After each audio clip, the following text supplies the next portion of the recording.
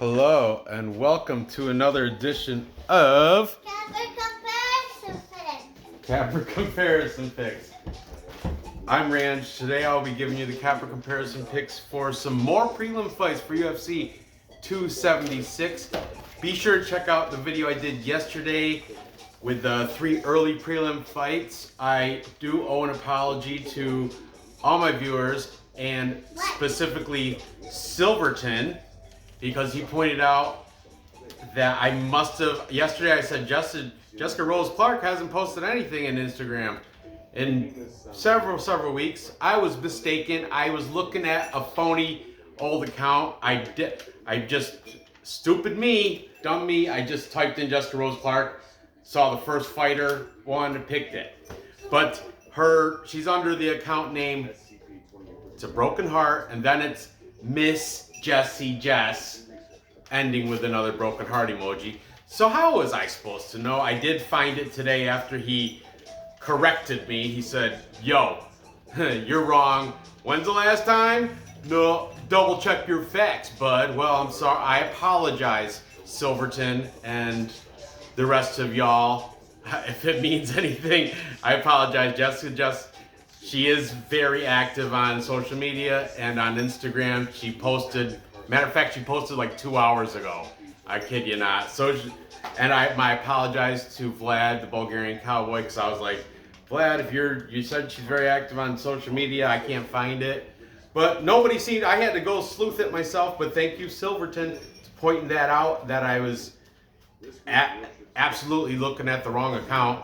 And I didn't know it until I was looking at the comments and someone like half page down said, look at these idiots thinking that this is her real account. Sorry, me. Boom. Dumb. I'm sorry. I apologize. People make mistakes. It happens.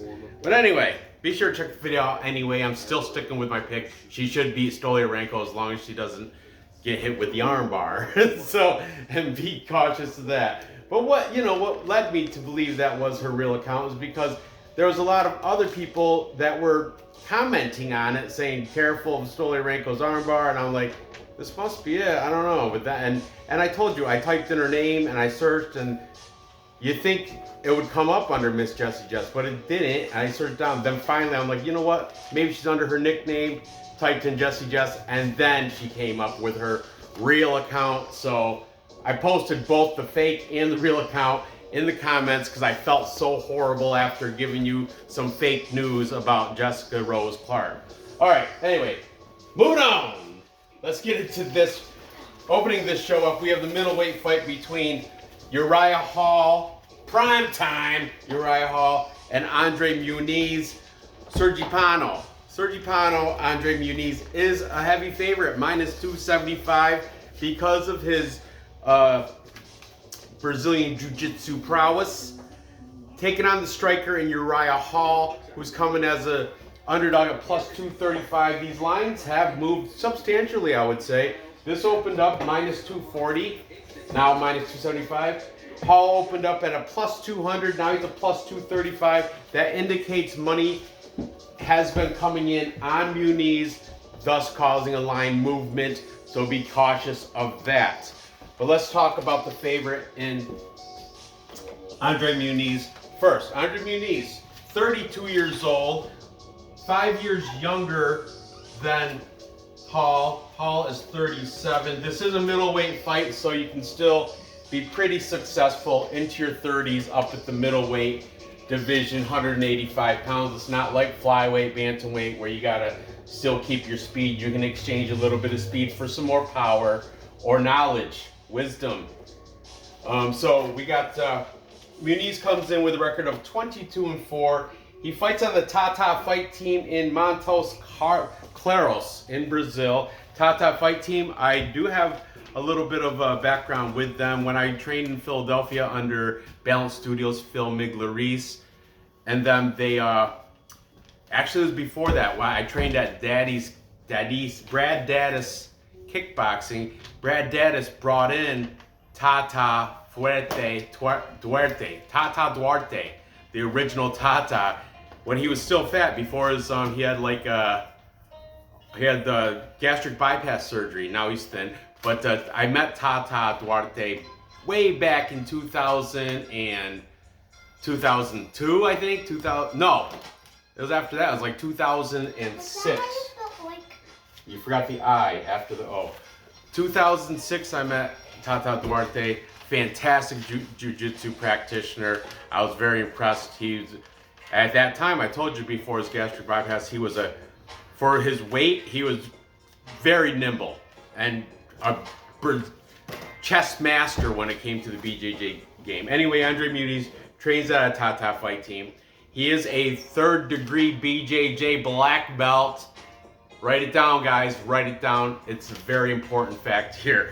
Okay, he's coming off a win against Eric Anders by armbar round 1. I saw Eric Anders at the Cage Titans fights, like a New England regional. It was like Massachusetts, Plymouth, Mass. I saw him, I was like 3 weeks ago, maybe a month ago. When did I go to Massachusetts for the weekend to watch fights? June 4th.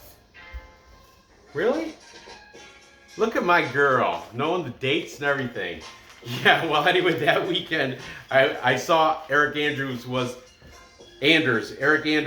cornering one of the amateur belt fights. I think you're right. But anyway, before that, André Muniz beat Jacare Souza, inverted armbar, round 1. Very good win there. Here's some of my glasses on my desk over there. Then, before that, he beat Bartosz Fabinski. Guess how? You guessed it. Armbar, round 1. Weird, right? Armbar. And his UFC debut, he beat Antonio Arroyo. Not a very good fighter. I have never been impressed by Antonio Arroyo ever since he lost to Duran Win. That's just pooped in my cereal that night. Ew. Yeah, I know. But anyway, he beat Antonio Arroyo by unanimous decision in his UFC debut. Before that, he got to the UFC by his Contender Series win, rear naked choke over Taylor Johnson. He will have a 1-inch height advantage over Uriah Hall, but Uriah Hall will have a 1.5-inch reach advantage. Okay. Now Uriah Hall, the opponent. Prime time, Uriah Hall, the underdog, plus 235, comes in with a record of 17 wins, 10 losses. That is correct. Double-digit losses for prime time Uriah Hall. I told you, that's one of the things, that's a red flag. As soon as I see double-digit losses, red flag automatically. Okay, he's coming off a loss to Sean Strickland, unanimous decision. Before that, that was a weird win over Chris Weidman. Weidman stepped on he oddly broke his leg in 17 seconds of round 1, and it wasn't like what Uriah Hall kicked him or something. It was like a weird, he stepped on it wrong, and it was odd. It was odd, but Uriah Hall respectfully sat down like a samurai with his back to him in that position, like the samurai position, and anyway, I was like, wow, what a weird way to win. But the win nonetheless. Before that, he beat an old Anderson Spider Silva. Punches round 1, as I'll repeat again, an old Anderson Silva, not Anderson Silva's prime. And before that, he beat Antonio Carlos Jr. Split decision there. And before that, he beat Bavon Lewis. Punches round 3.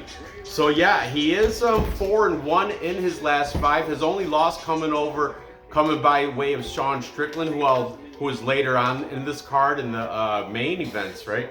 Absolutely. I think it's the feature fight before the co-main, if I'm correct.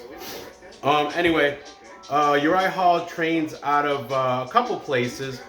On Instagram, and it's his right account too. He's been seen Extreme Studio Performance. That is in Texas, and that is a private gym. He's been putting time in there, as well as Fortis. You guys know Fortis out of Dallas, Texas. A lot of UFC pros fight out of Fortis, but according to Instagram, it looks like he's been balancing his time in between the two gyms. I imagine they're both relatively close to each other, so he's been, he's got his choice. He's got his picks, and he's been putting time in at both places for Uriah Hall. So let's see what the cappers have to say in this interesting middleweight fight between André Muniz and Uriah Hall. Starting with the favorite, as I always do, taking André Muniz. We've got the stat diggers, that's DFS, Brady and Weezy, both in agreement that André Muniz should use his jiu-jitsu and beat Uriah Hall here. Then we got the MMA guru. That is the one with the knit cap from the UK. Guru is saying submission for André Muniz. Makes sense. Another UK capper, UFC celebrity or gambling addicts, that is Leighton. What's up, my homies? Leighton, phenomenal, very entertaining capper. Has the smoke breaks. He's very entertaining. He comments on my stuff. He's a supporter of the channel, and I've always been he's one of the first ones I've ever used in the capper game. I'm a big fan of Leighton. I am also subscribed to his Patreon. Worth it, every penny. He's a great, sharp handicapping mind, and his mind and entertaining to boot. Then we've got Johnny K picks. Johnny K, also on the side of André Muniz. He's saying also by submission. Seems right, seems legit, Johnny K. Johnny K does a live show with Cody from Blood Money MMA every Wednesday night. This week it's on his channel. I urge you guys to check that out. Wednesday nights, Johnny K picks, Blood Money MMA bets. Cody, Johnny, they break down, go through every single fight, have the chat wide open. They're very interactive with the chat. You probably will see me in there. I don't know. Tomorrow I got to go to Seaside Heights, New Jersey, the Jersey Shore for work. So I'm not sure if I'll be able to tune into their show. And I might do a hotel room capper comparison picks, but I'm not sure of that either. We'll see tomorrow. Okay. And finally, a contrarian pick, we have MMA Pick'ems podcast. That is my buddy Ray, and he is taking Uriah Hall and his striking to get it done and win a decision over André Muniz. I like it. I like that he's taking the plus money. Uriah Hall is live. And like I said, it's striker versus black belt. That's what. So my pick, I always I'm biased though for BJJ and wrestlers. I always, when it's striker versus wrestler, I not always, but majority of the time, I tend to lean towards the wrestler / BJJ / grappler, the one with the better ground game, because I know all fights start standing. But if they have any type of fight IQ, they will play to their strengths and get the fight to the ground, where he will definitely be the better, knowledgeable fighter on the ground, holding that third-degree black belt from Tata Fight Team, whereas Uriah Hall, not known for his ground game, known for his striking. Uriah Hall does have KO power, though, so there's always that chance. But I'm going to stick with my pick in André Muniz, and I do think he will manage to get a submission. I will say either he's going to grab an arm or a neck and get a rear naked choke or an arm bar. Most recently, he's coming off three back-to-back arm bars. One of them was inverted against Jacare Souza, who is also a BJJ practitioner on the ground. So, yeah, I think Muniz will incorporate, play to his strengths, get that fight to the ground, and get a submission over Uriah Hall. Moving on. Next we have the oldie fight. We've got the legends fighting each other, the old timers. We got Donald Cerrone. You guys all know he was supposed to fight Joe Lozon. Joe Lozon's leg cramped up and locked up or something after his weigh-in, so it didn't happen.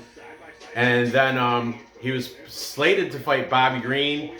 I forget why, but Bobby Green had to back out. So In comes Jim Miller. Jim A10 Miller jumped into that spot, which it's a good for down Cowboy Cerrone, because Bobby Green would have been a huge, I think he would have been like minus 300. Jim Miller's still kind of big, minus 210. The line did move substantially too. Jim Miller opened up at minus 155. Donald Cerrone plus 135. He is now a plus 180 for Cowboy Donald Cerrone. I think maybe because he's just coming off making a movie with Gina Carano. Is it Carano? Serrano? I don't know. Gina Serrano. She's a ex. I think she had like 1 year in women's MMA, but she was good, and it was a while ago. But now she's been making movies. She was in Mandalorian. She's been in a couple, like she's a movie star now. She's not a fighter anymore. But Donald Cerrone's in an Western, which I'd like to see. It's called Terror on the Prairie. And him and Gina Serrano are, I don't know all the plot, but I know they're a couple, and there's some other cowboys come and take their land or some crap. I really don't know all the plot. But I did see a trailer for it, and it looked like a pretty darn good movie, and I want to see it. Okay, so Cowboy Cerrone, 39 years old. Yes, sir. Jim Miller, 38 years old. Absolutely fantastic. Jim Miller just put out a book called the Fighter's Cookbook, I think it's called. I think it's called like the Fighter's Cookbook or something like that. I don't know, check out his Instagram. He's pushing it, he's promoting it. And Jim Miller, a big hunter, like bow hunter. And he's been on Joe Rogan talking about big game hunting and stuff. And his cookbook he shows a lot of meat preparation. And it combines a fighter's diet and like recipes. I kind of want to get it. I'm not really much of a book guy, but it seemed like a pretty interesting book for Jim Miller. Let's talk about Jim Miller as the favorite here. 34-16 to Donald Cerrone's 36-16. The numbers are very close. Actually, Donald Cerrone back in 2014 did knock out Jim Miller. It was head kick to punches, round 2 back in 2014, but that was, quite some time ago, 8 years ago. So there's that. I don't know what you want to do with that. But Jim Miller, fighting out of New Jersey, Sussex County MMA. That's his gym. He's always been out of there. I think it was like a family gym. He was in there with his brother, it's funny because on Instagram you can see it, and it's like his house maybe, I don't know, or next to his house. He's got a fireplace with a mantle in the back of the gym. I saw it on Instagram. Like, look at this dude. But anyway, I like Jim Miller a lot. He's coming off a win against Nicholas Mota. Nicholas Mota, not the best fighter, but he did get right hook to ground strikes in round 2. Before that, he beat Eric Gonzalez 14 seconds of round 2 he knocked him out. He took a loss to Joe Selecki. Joe Selecki, a very, very good fighter at the Walter. This is also, actually, Joe Selecki is a lightweight, 155. Jim Miller is coming up in weight because Don Cerrone's had to cut weight like 3 times, so he was like, nah, I can't do it again. Because originally he was going to fight Joe Lozon, had to cut weight after making the movie. Then, recently, he was supposed to fight Lozon, had to cut weight again. Joe Lozon's knee locked up or leg locked up, he couldn't fight. So again, and his walk around weight is around 160 something, 170. So he told the UFC, I can't do it anymore. I can't cut weight for a 3rd time. Jim Miller's like, that's fine. I'll just go eat some more deer or whatever, elk. I don't know, whatever he kills with his bow. And Jim Miller agreed to a 170-pound fight. Anyway, Joe Selecki beat Jim Miller by unanimous decision. Before that, he lost to From Hell Vince Pichel. Also, not a bad loss to have. Vince Pichel is pretty good. That was a unanimous decision. And before that, Jim Miller beat Roosevelt Roberts by a armbar in round 1. Good looking fight there. So Jim Miller is coming in short notice, I think, as I mentioned, I think for Bobby Green. And he's 3-2 in his last 5. Not bad, not bad. Let's talk about the opponent and Donald Cerrone, the underdog, plus 180.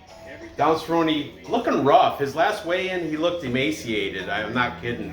He looked like somebody, actually Donald Cerrone, he did it in his Instagram. He's got a picture of him in weigh-ins right next to a picture of RoboCop, not Gregory Rodriguez, but RoboCop the movie, where RoboCop just had the face on and his back of his head was off or something, and the face of RoboCop next to the face of Donald Cerrone in the weigh-ins, very similar, very similar. But anyway, Donald Cerrone coming in off a loss to Alex Morono. Before that, he had a no contest. It was originally a draw against Nico Price, but then it was turned to a no contest when Nico Price tested positive for marijuana. Before that, he had took a loss to Anthony Pettis, unanimous decision. Didn't Anthony Pettis just lose in Bellator last week? I think he did. Anyway, and before that, he lost to Conor McGregor, TKO 40 seconds of round 1. That was the one where, boom, Conor McGregor gave a couple shoulder strikes. And then after the fight, right after he knocked him out and got the win, he's pointing, this did it, this did it. My shoulder did it, my shoulder. Yeah, telling Donald Cerrone, it was this. Yeah, it was, wow. it was fun. Before that, he took a loss to Justin Gaethje. Hooks to uppercut round 1, but Justin Gaethje, hard-hitting guy. You know, so Donald Cerrone, he's 0-4 and 1 no contest in his last 5, not looking good. I think that explains a little bit of why that he's at plus 180 here. But he does have a 5-inch height advantage and a 2-inch reach advantage here over Jim Miller. He was originally fighting out of the BMF ranch, but now, as of lately, according to Instagram, he's fighting out of 10th Planet Vegas. This is Donald Cerrone, Jim Miller 2. As I mentioned, he did knock out Jim Miller back in 2014, but that was a different Jim Miller, different times back then. That was different Donald Cerrone when he was kind of like still in his prime, which he is now way past his prime. Miller as well, but let's see what the two of them have left in their tanks. So starting with the favorite in Jim Miller, we've got Johnny K. And Johnny K is thinking Miller will get a KO, knockout over Donald Cerrone.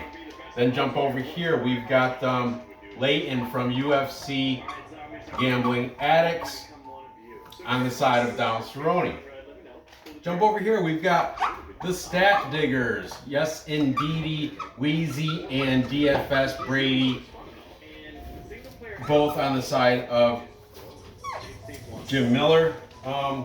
Then we've got the MMA Pick'ems podcast taking Donald Cerrone to get the victory here, and he said by decision. Interesting enough for Cerrone.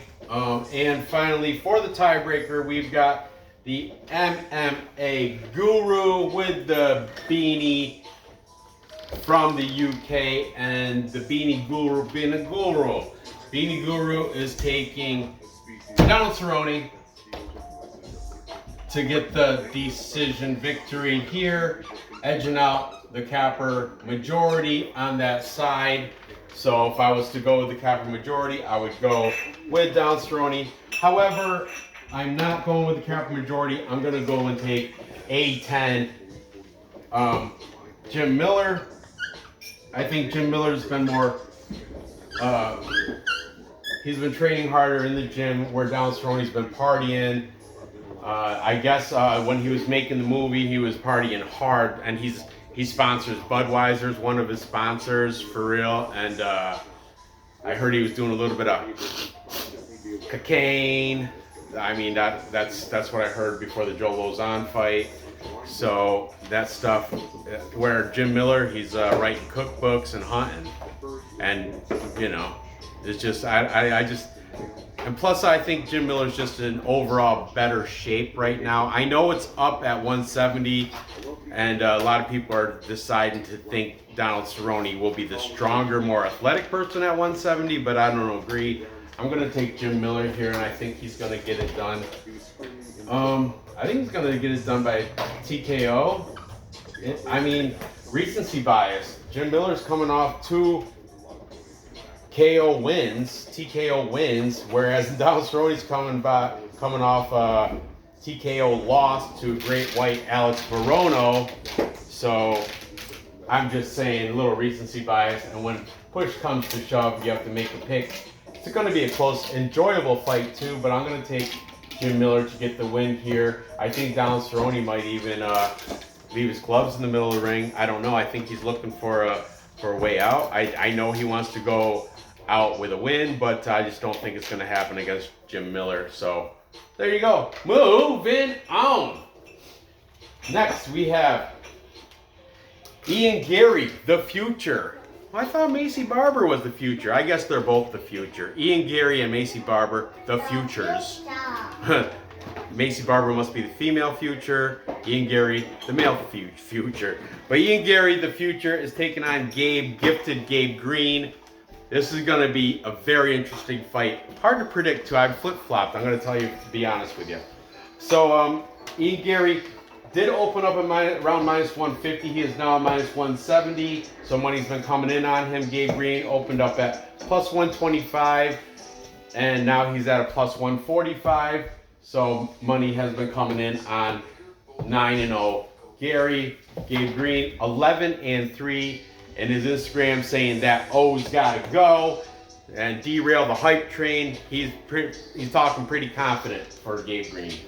Let's talk about Ian Garry, the favorite, first, and then we'll get back to gifted Gabe Green. Ian Garry, huge height advantage here. 5-inch height advantage, 1-inch reach advantage over Gabe Green. He's training at Sanford MMA.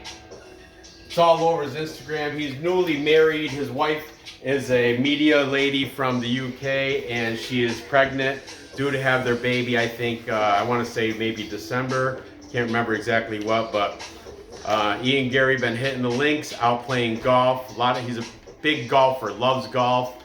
Showing a lot of videos out of golf. Shows some videos over Sanford training. Okay, I got one more fight to cover, and then I will help you. Okay. He's been in his Instagram. He's been seen training with Stephen Wonderboy Thompson and Bas Rutten. That's right, legendary names throughout the UFC. Ian Garry coming off, of course, wins. He's 9-0, but he beat Darian Weeks by unanimous decision. Darian Weeks reminds me a lot of Gabe Green. Just Gabe Green, I think, is a little bit better than Darian Weeks. Keep that in mind. Before that, he beat Jordan Williams. He's the diabetic. Counter right in round 1. That was Ian Garry's UFC debut. By the way, side note, Ian Garry's one of my unranked contender picks. My unranked contender contest with BC Dave, Mbe, and the chat. Noah, Allen, and Real News MMA. But regardless, I just want to throw that in there. Before his UFC debut win over Jordan Diabetic Williams, he was in Cage Warriors, where he was stomping the crap out of everybody. He beat Jack Grant by unanimous decision. Good win there, actually. And before that, he got punches to head kick win over Rostam Akhman, round 2. Good win there. And prior to that, ground and pound round 1 against Lawrence Tracy. So yeah, everything looking great for Ian Garry. He's loving life, still pretty. That's his T-shirt, his merch. He's got merch. It's like a rose made out of a skull head, and it says still pretty. I kind of want one of those T-shirts, Dave. But anyway, his opponent, Gabe Green. That O's gotta go. Derail the hype train. This is all Instagram stuff that I'm quoting. Gifted Gabe Green.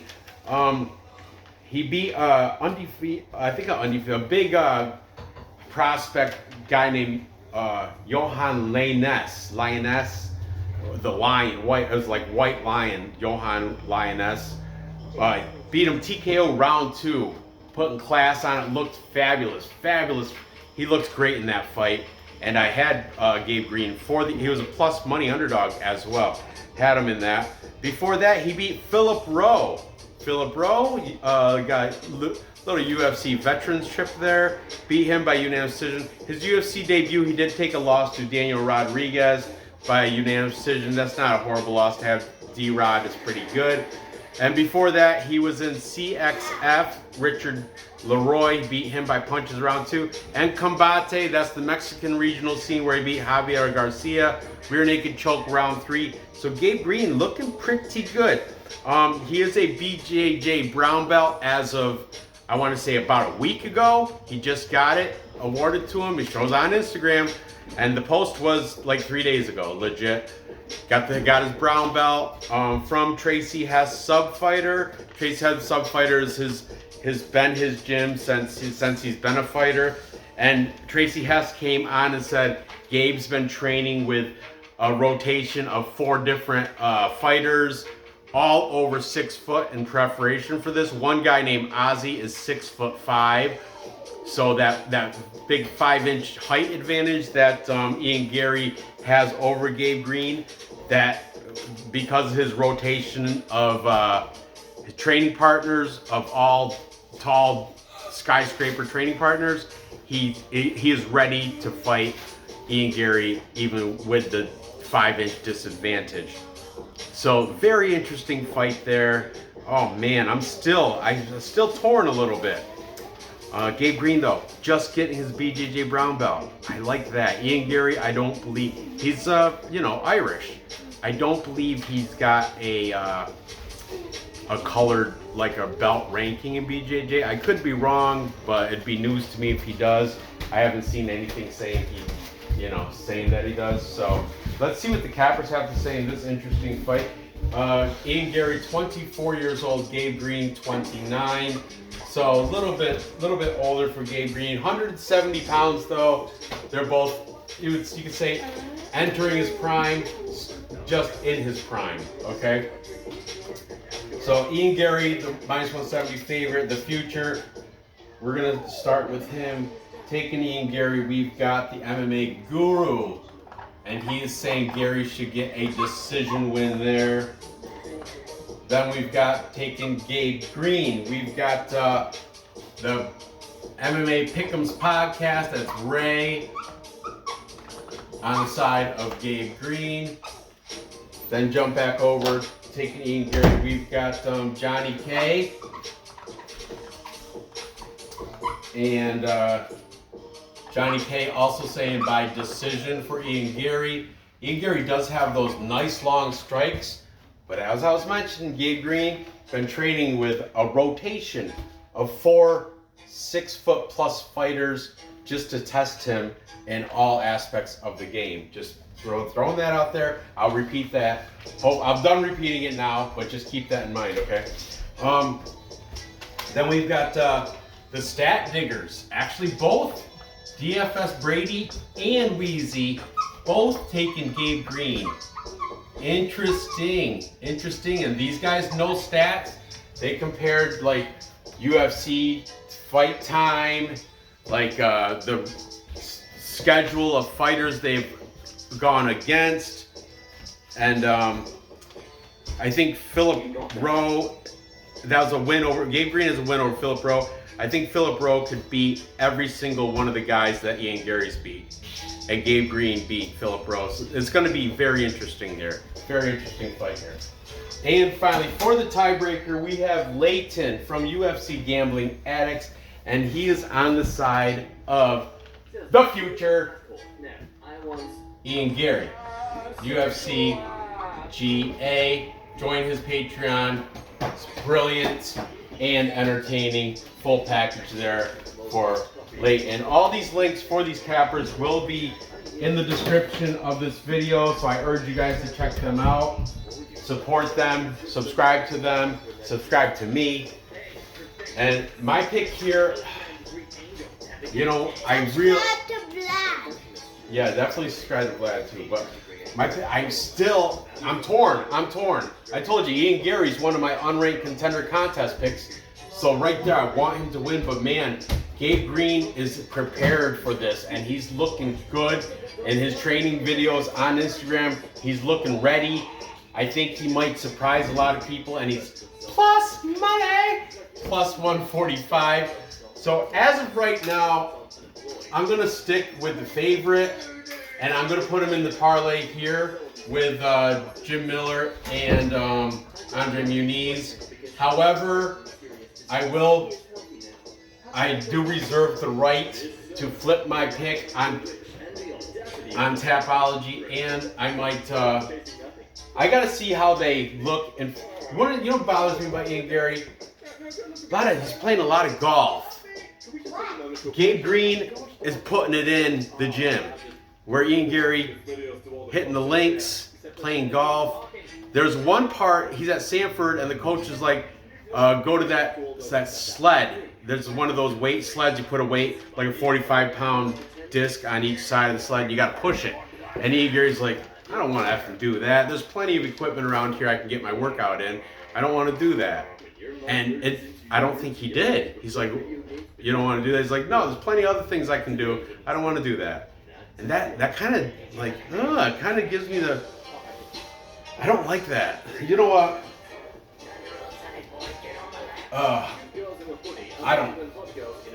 I might regret this, but I'm gonna go with the underdog here. I'm gonna go with Gabe Green because of that.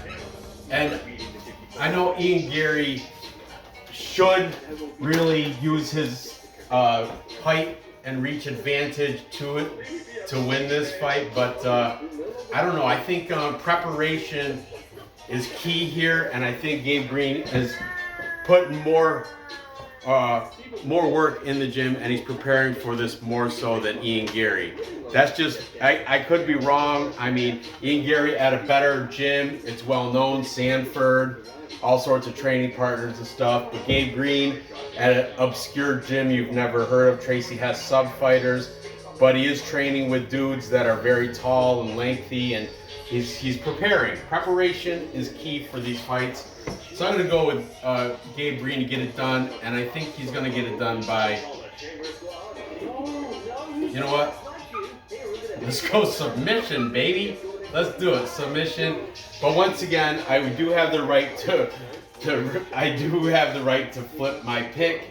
After I see the face-offs, I'm going to do a little bit more research. I'm going to watch a couple more cappers, see what their opinions are on this. And I'm very uneasy with this pick. Either way, either side out, I'm going to be sweating. So for this, I am going to take Gabe Green to get it victory by submission. So to recap, time check indeed, my daughter.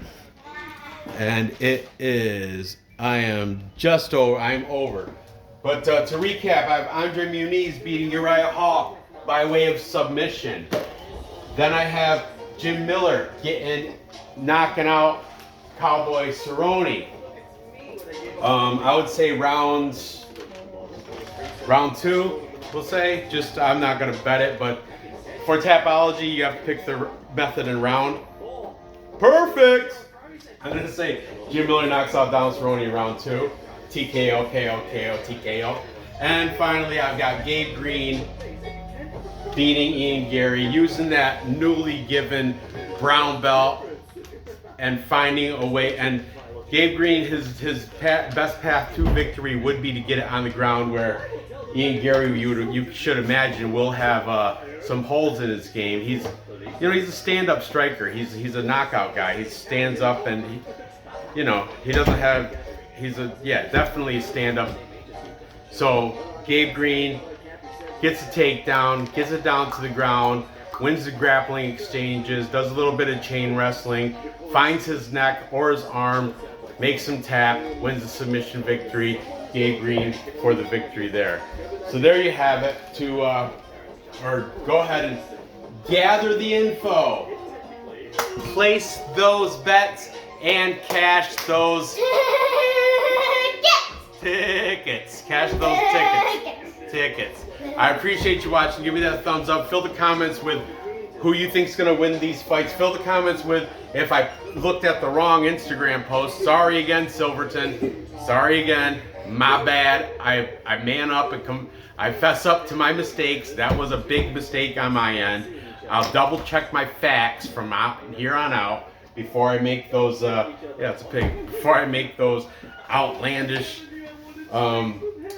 mistruths.